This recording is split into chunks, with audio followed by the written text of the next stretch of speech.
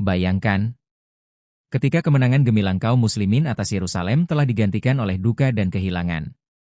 Saat pasukan salib mulai membalas dendam dengan kekuatan yang lebih besar dan ambisi yang lebih buas.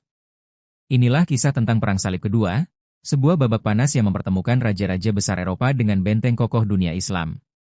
Namun, apakah mereka berhasil merebut kejayaan? Ataukah justru pulang membawa aib yang memalukan? Simak kisahnya. Setelah kekalahan telak tentara salib di tangan Sultan Imaduddin Zanki yang berhasil merebut Edessa pada tahun 1144 Masehi, Eropa pun gempar. Edessa adalah salah satu kerajaan salib yang pertama kali berdiri setelah Perang Salib Pertama. Kejatuhannya dianggap sebagai pukulan mematikan bagi harapan Kristen Latin di timur. Kabar itu menyebar ke seluruh daratan Eropa seperti api di musim panas. Paus Eugenius III pun segera menyerukan Perang Salib Kedua, dan kali ini, dua raja besar turun tangan langsung. 1.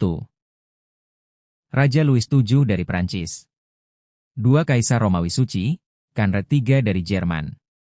Mereka mengumpulkan pasukan besar, ribuan kesatria, dan bahkan banyak wanita dan anak-anak ikut serta.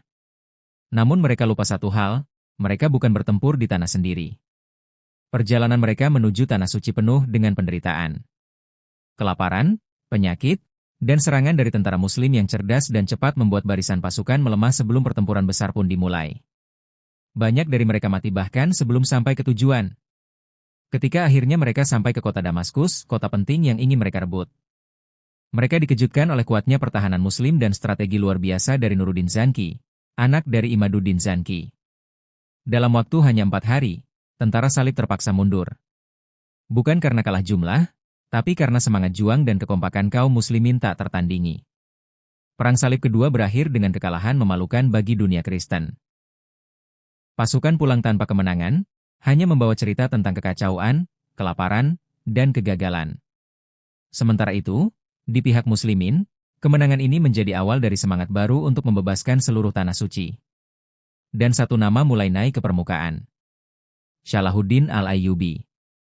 Dia yang kelak akan menggetarkan jantung pasukan salib dan membawa kejayaan besar bagi Islam di Perang Salib selanjutnya.